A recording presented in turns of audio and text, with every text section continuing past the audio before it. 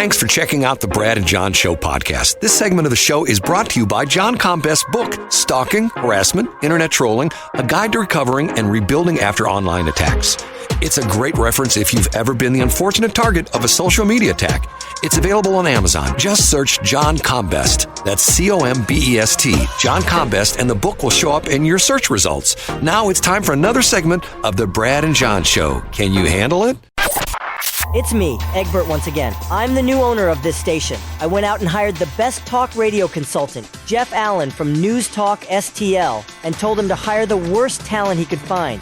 Jeff did exactly as I told him. Ladies and gentlemen, here are Brad and John.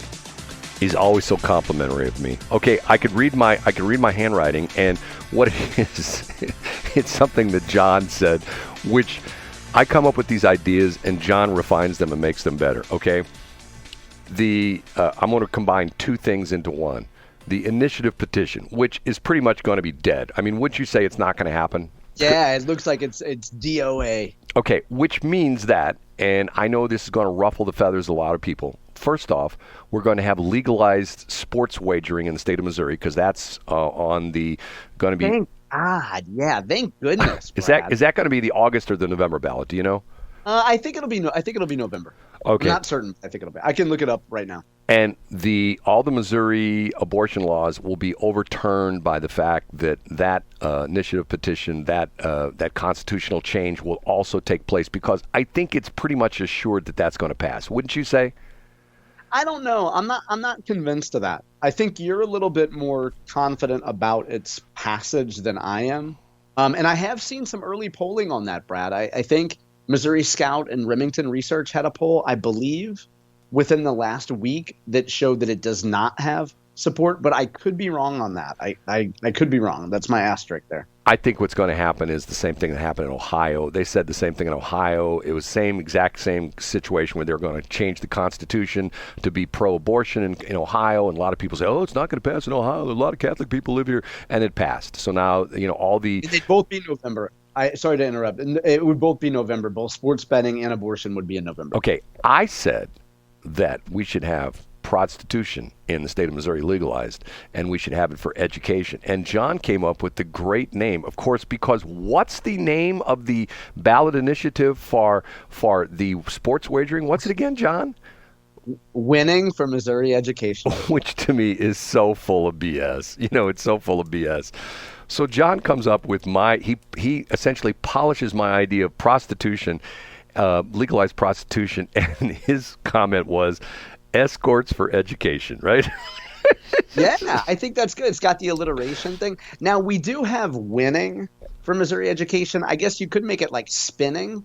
Like if the escort happens to be a spinner. You know what a spinner is, right, Brad? John, I'm not going to touch that. Okay, but okay, go ahead. Escorts for education. Okay, so and what's crazy about this is I know people think I'm kidding, but you know what? I'm really not.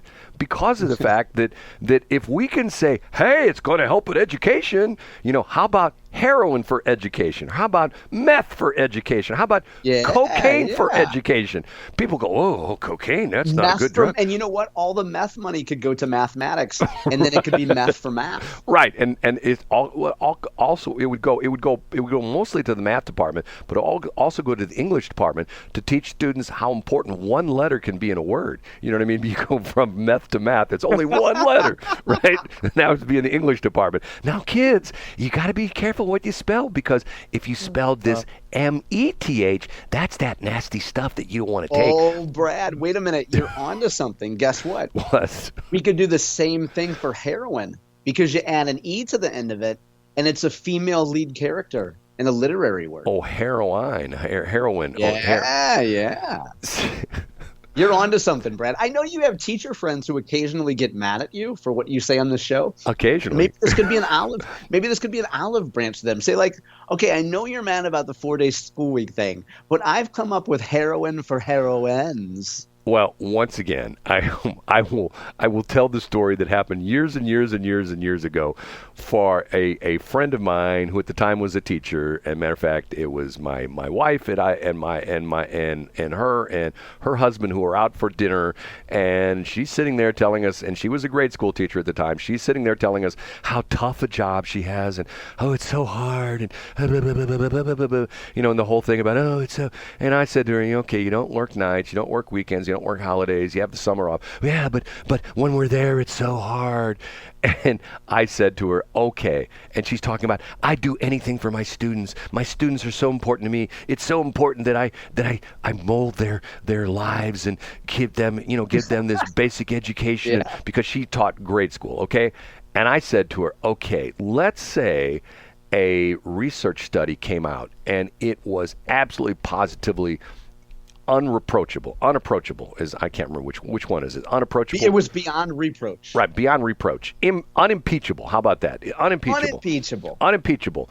And the result of the research was that if we really want to get the kids in the United States to learn more and have better test scores, school is 6 days a week and you have to go on Saturday.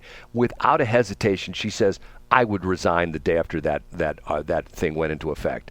And I go, whoa. You just sat there and told me that you'd do anything for your kids. She says, I don't work Saturday. Oh, excuse me. And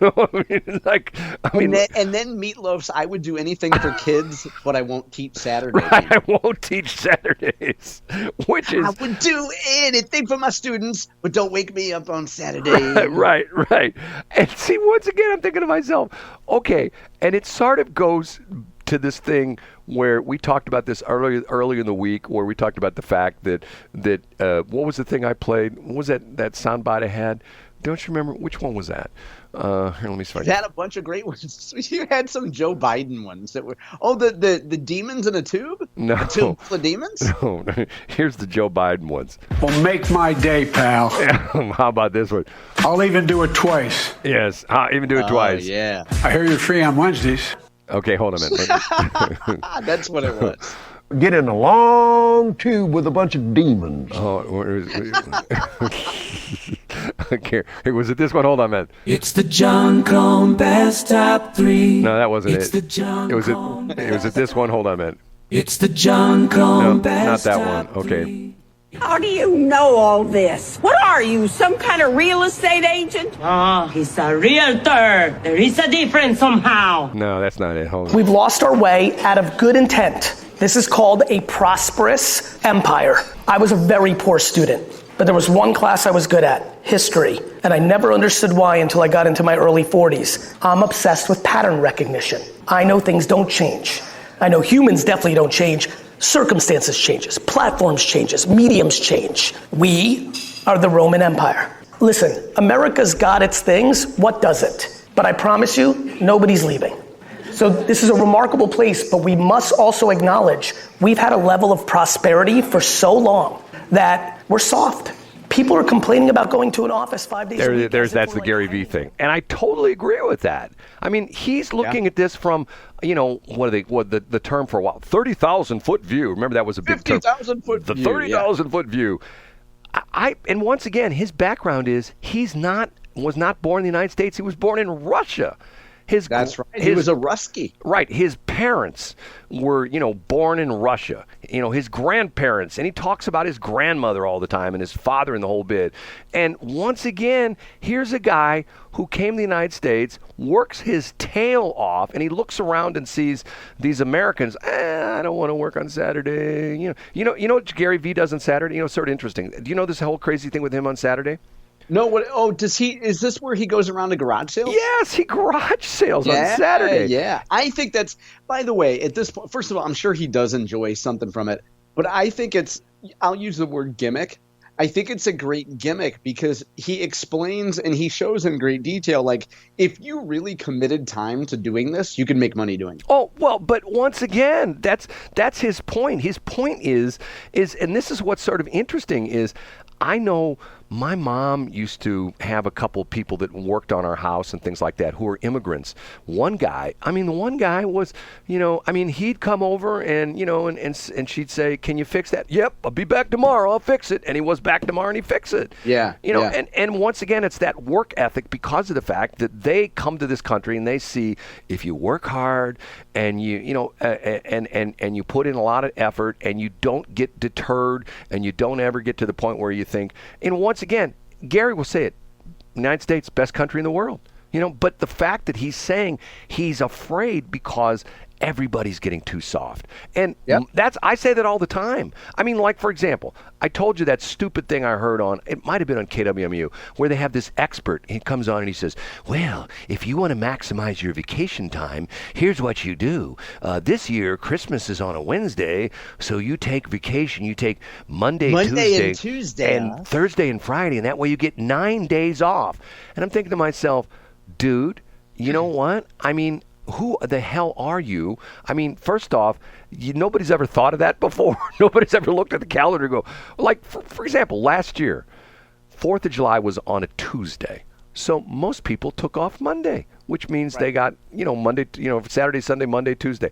It took an expert to figure that out, but yet what's he saying is he's saying game the system and that way you get all this time off. Wrong attitude. I say show up for work on July 4th. And I say this all the time. I'll shout it from the treetops. When you and I, a week from Monday, because that'll be Memorial Day, when you and I are, whatever we're doing, barbecuing, there are guys and gals around the world who are being shot at in harm's way, who could be blown up by a bomb at any minute. We've seen it happen. The unfortunate things where several of those Georgia National Guard members, 2 women and a man were killed by a rocket attack and was in Syria. We have our police officers who are out there in the street 24/7, 365. We have the firefighters, the paramedics, the guys working to run the power plant at Labadie, Portage de Sioux, getting electricity for us. Once again, those people have jobs that don't turn off for 3 days and stuff like that. And why is that? Because they're the worker bees. They're the worker bees that make the rest of us, that make it possible for the rest of us to enjoy weekends off. See, I remember this years ago. I read this story. I read the Sam Walton biography years ago, which was written by a Wall Street Journal author at the time. And it's fascinating. I've adopted what Sam Walton said. TGIM. Thank God it's Monday. Sam couldn't wait to get back to work. At the time, Sam was getting up there in years, and he had kids and grandkids and stuff like that. And he always said he looked forward to Monday because he got back. Not that he didn't like his kids, not that he didn't like his family. He got back to what he enjoyed doing, which was running Walmart. Okay, where are those people anymore? They're sure as hell not teachers, because they're not saying TGIM. They're saying TGIF. Oh, it's Friday. And once again, the bars tonight will be filled with all the teachers drowning their sorrows and telling stories. You know what that little Jimmy did in my class today? I wanted to punch him, but I'm a teacher and I can't do that. Well, maybe you can, but that's a whole other story. Okay. Have I talked about that enough? Yeah. The only thing I would say, though, Brad, is that when you talk a lot about unintended consequences, this is a major fallout to me culturally from COVID and the COVID lockdowns. I agree. Because if you are a white-collar – I've said this before – but if you're a white-collar worker and you're applying for a company that wants you to be in the office 3 days a week, I know more than half, I would say if I had to do an informal poll, of professionals that I worked with ages 35 to 50 that would say absolutely not. I'm not driving to an office 15 minutes away 3 days a week to sit there for between 6 and 8 hours. Absolutely not. And unless I could work from home 3 to 5 days, I'm not taking that job. And you know what the sad part of that story is? What's that? That person that doesn't want to go into office, and let's say it gets to be 90 degrees today, and they kick on their air conditioner doesn't work. So what do? They call an HVAC company. And that's right. And the guy doesn't say, well, I'm doing all my repairs from the office today. Yeah, I got to dial in. I'll just dial in on that Let me dial into your air conditioner system. Oh, yes, I can't. I have to physically show up at your house and work on your air conditioner. Yeah. I'm telling you, Brad, and I'm not playing the age card here in terms of like, but it's just mathematically my best friends are between the ages of 35 and 50, and folks that still work at the company that I used to. And if the company said to them, we need you here 2 days a week, it's adios. I am not coming into that. I am not driving 15 to 20 minutes, much less more than that, to sit in an office for between 6 and 8 hours. I'm going to a different company. Once again, what's Gary Vee say? Gary Vee says we're soft, and I agree with him 100%. Yeah. Okay, Yeah. Last thing to talk about today, maybe not the last thing, the Hoffmanns, okay? This has particularly bothered me because of the fact that, and you especially, you being what you did when you dealt with Monsanto and Bayer. John was a comms guy. Essentially, he's the guy that if something bad happened, he would put the spin on it.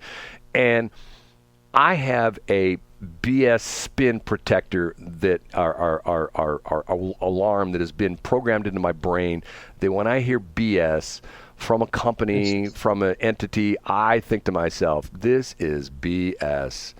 The Hoffmanns appeared on the scene, 3.5 years ago. If you know the Hoffmanns, it was a guy and a gal. He went to, the story was he went to Washington High School, and he claims he lived in a house that didn't have running water, and she was her family had money. They went to Borgia. If you know, Borgia is like the prestigious Catholic high school in Washington, and they fell in love, and together they've created this $billion empire. Well, all of a sudden they show up in Washington and they decide we're going to turn Augusta into the next Napa Valley, okay?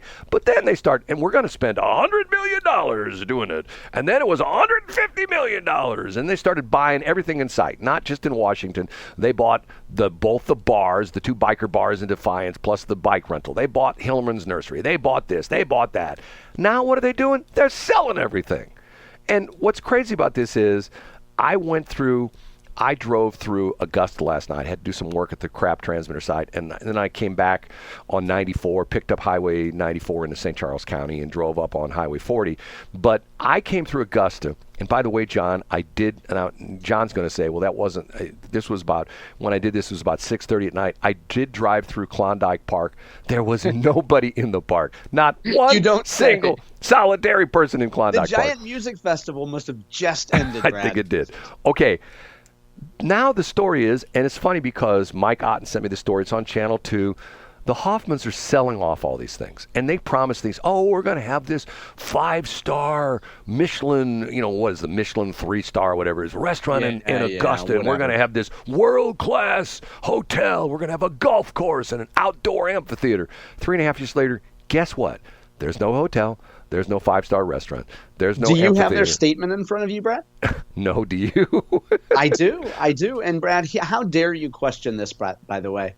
HF Companies, which is Hoffman family, this is the quote, feels confident we provided a jump start to the local business community and are thrilled to support new owners as they take the lead on many of these companies through either purchase or lease.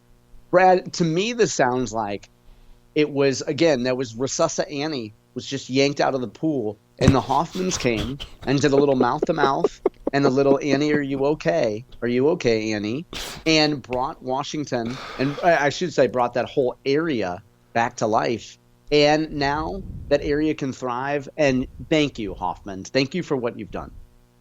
You know who we need to have on the air to talk about this? John Lamping, because he does say the Hoffmanns have helped the area. But, well, he did, but I mean, his point is they put a lot of money in, right? Which is absolutely true. Right. Now, Brad, what I love, hold on, I'll interrupt myself here. One of the joys of what I did, without divulging anything, but one of the joys of that I worked at Monsanto and Bayer on was divestitures. And one of the best things you can do when you're talking about creating a beautiful sunset for a business entity, it's always sunset, Brad. I love that phrase. When you would sunset some of your assets or sunset a project, you want to emphasize that you got it to a great place, and now it was time for someone else to take the lead. Give someone else an opportunity to take this technology, take this project, take these employees, and help them thrive, Brad.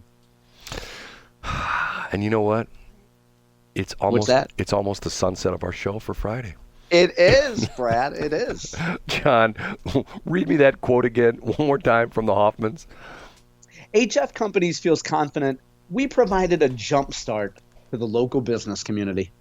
So, Brad, they got out their jumper box. I keep one in my trunk. I got a Stanley Fat Max, one of those? Yeah, no, and I got a jump box. Right, so I'm kind of like the Hoffmanns. Right. Like, if you need a jump, I'll give you a jump. Right. So in other words, they're taking the fact that they failed, but they're essentially sugarcoating it by saying, well, look what we've done for these local owners. But what they're also not telling you is that some of the businesses they bought, and I'm not going to mention any names, but some of the businesses they bought, their business is off 40 to 50% because of the fact that the people go, we're not supporting the Hoffmanns. They're terrible people. So they've killed some businesses. As a matter of fact, some of them are already closed. And I'm not going to mention Schulte's Bakery or Ferguson's Nursery or anything like that. I'm not going to mention any stuff like that. Don't mention them by name. I'm not going to mention. What Semisonic said, Brad, every new beginning comes from some other beginning's end. Now, and that's kind of like our show. Hey, I got a field trip to get to, Brad. Now, you know what a very important person says about that? What is? I want to hear. I'll even do it twice. maybe I bet. The Hoffmanns will come back and buy everything back again. Okay, John, say goodbye. Have a great weekend, everybody. Thanks for checking out the Brad and John Show podcast. This segment of the show is brought to you by John Combest's book, Stalking, Harassment, Internet Trolling, A Guide to Recovering and Rebuilding After Online Attacks. It's a great reference if you've ever been the unfortunate target of a social media attack. It's available on Amazon. Just search John Combest. That's Combest, John Combest, and the book will show up in your search results. Now it's time for another segment of the Brad and John Show. Can you handle it?